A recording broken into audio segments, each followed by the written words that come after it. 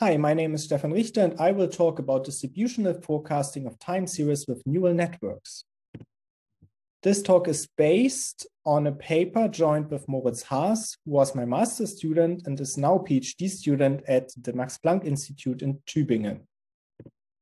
We directly start. We want to forecast time series. That means we have given a time series, and here we assume that we've given a potentially high dimensional stationary time series, x1 to xn. Each observation is d-dimensional and d is possibly large. Our goal is to predict a low dimensional statistics of the next time point we have not observed yet. And for simplicity, we will assume that this low dimension means here that it's indeed one-dimensional. We want to predict this statistics given the past observations x1 to xn. To make this a little bit more graphical, I have an example of temperature data. Here we have collected temperature data of 32 German cities based on data from 2006 to 2019. So we have a time series which is 32-dimensional. Here you can see the cities, here some temperature curves. And now our goal could be to predict the temperature of one specific city, for instance, the first component of this observations. And we want to predict this temperature at the next day, so tomorrow, given the past information of all cities and all temperature up to today. Of course, we could do this by simply finding a point forecasting algorithm, but we are instead interested in doing distributional forecasts. So we want to find a distribution f such that f is approximately the conditional distribution of this low dimensional statistics at the next time point, given all the past observations. And here we reduced already to the last R-lex, as you can see. To do this, we want to use an approach from image analysis with neural networks, the so-called Wasserstein GANs, where GANs is only an abbreviation for generative adversarial networks. For this talk, I will simplify even more by assuming, this very simple problem that we want to predict t of xn plus 1 given only one past leg. So we want to predict tomorrow given today. I will now shortly explain how Wasserstein GANs work. So given is a latent space, which is dz dimensional. Dz could also be large, for instance, 10 or 100. And we have user-generated random variables, z1 to zn, which follow a specific given known distribution pz. But they have to be independent of our observations x1 to xn. For pz, you could, for instance, think of a multivariate uniform or multivariate Gaussian distribution. So this is known and this is fixed. You can select it by your own. Now, the approach is to mimic the joint distribution of the observation at the next time point and the observation x0 by another distribution, by another joint distribution. The x0 stays the same. But now we want to mimic t of x1 by g of z x0, where z are these user-generated random variables following pz distribution, and g is a function which is unknown. So we want to optimize over g such that this joint distribution mimics this joint distribution. To do this, we need a measure of distance, and for this we use the one Wasserstein distance. So we compare these two joint distributions with the Wasserstein distance and aim to optimize with respect to g. G is a function which starts from the latent space times the observation space and goes to one dimension here because our statistics t is one-dimensional. If we have found such a function g, where this is very small, so this joint distribution is nearly this joint distribution, then, of course, also the conditional distributions are near together. One can prove this. And then we are in a good position to predict, because if we have now given some specific value of x0, in, let's say, small x, then we know that this conditional distribution is near to the conditional distribution of g of Zi, where we now simply have plugged in this small x. This means we can sample from this conditional distribution by simply sampling from our latent space Zi. We can sample as many observations we want. And so we can here generate a lot of observations from this conditional distribution, which then means that in particular, we can simply derive, for instance, confidence intervals by simply calculating the empirical 0.05 and 0.95 quantiles of this set here. This is the main idea. So what is left is to find how we can determine such a function g here.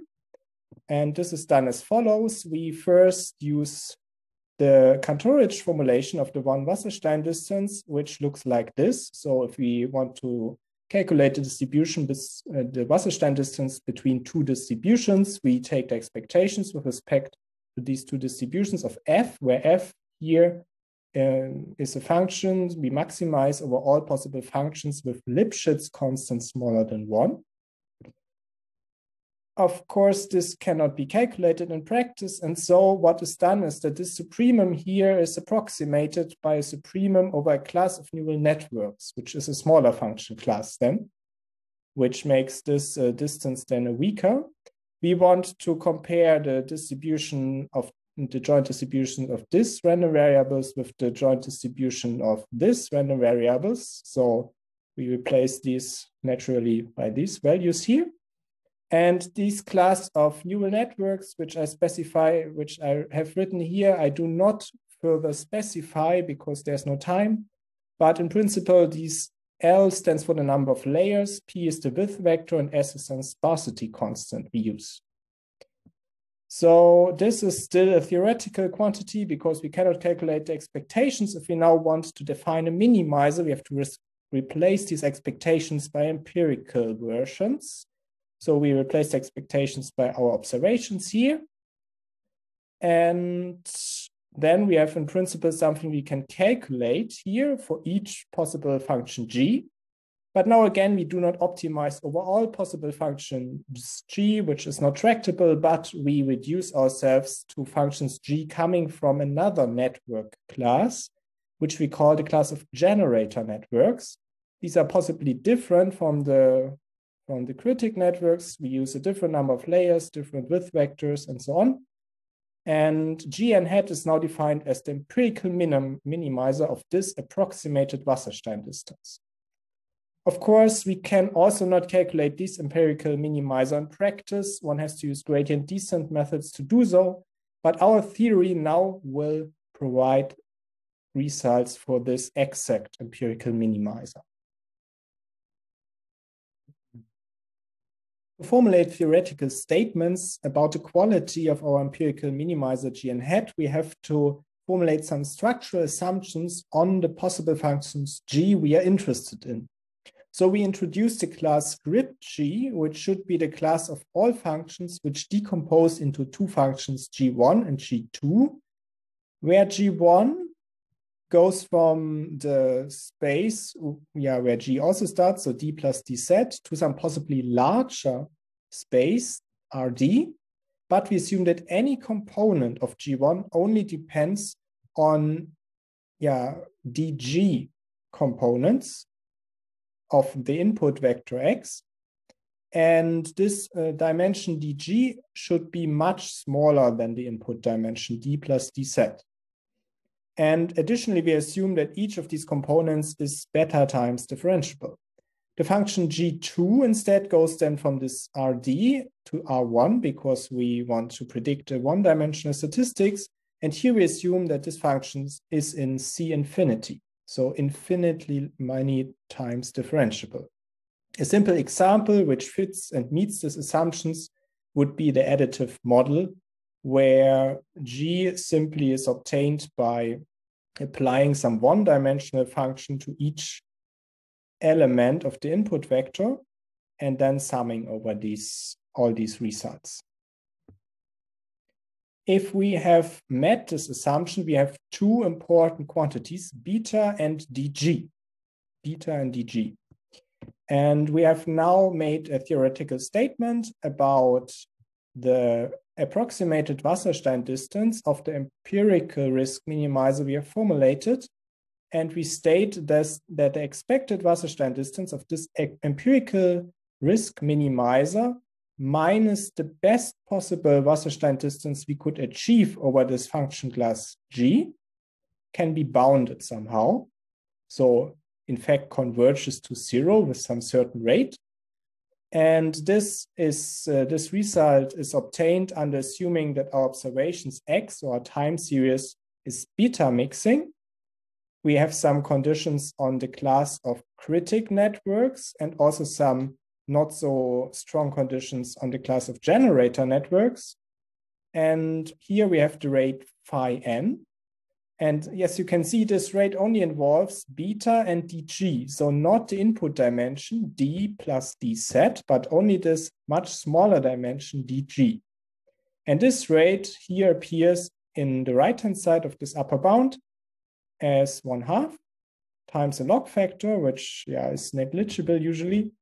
And so this means basically we can bound this difference, or in machine learning usually called the axis-based risk of our empirical risk minimizer, by some non-parametric rate, which does not depend on the input dimension, at least not in the exponent of n. And we have some other summand here, which only depends on the size of the critic network. So in principle, if we choose a small class of critic networks, this can also be arbitrarily small. But of course, we want to have at least some size for this class of critic networks, because otherwise this this approximation of the Wasserstein distance is too small and has no value in saying something about the distributions of these two quantities. The important case is if there exists, in fact, some G star in this class G, such that these joint distributions coincide, so that we exactly get equality for some G star from our class G we defined before. In this case, the minimum here vanishes, and we can upper bound the expectation of our approximated Wasserstein distance of the empirical risk minimizer. In this case, we get the following corollary. If we have these results, and additionally, this class of critic networks is large enough, this is made exact in our paper, then we get that this Wasserstein distance, this approximated Wasserstein distance, still metrizes weak convergence. And this basically means that we have weak convergence of our estimator, of our estimated GN hat, and this joint distributions towards the true joint distribution. And this then can be used to make this, this justifies the use of empirical confidence bands based on this quantity here, as I introduced at the beginning. To close this talk, I will show you a small application. We have this temperature data we want to predict the temperature of Berlin. We used for training the temperature data from 2006 to 2018. And for testing the quality of our empirical 95% confidence intervals calculated with W GANs, we predict the temperatures or confidence intervals for the temperatures from 2018 to 2019. And here you can see the results. So the blue bands here are the pointwise confidence intervals we predicted. And when one inspects the empirical coverage, we see that 95% confidence intervals, so our empirical 95 confidence intervals have empirical coverage of around 90%. Thank you for your attention.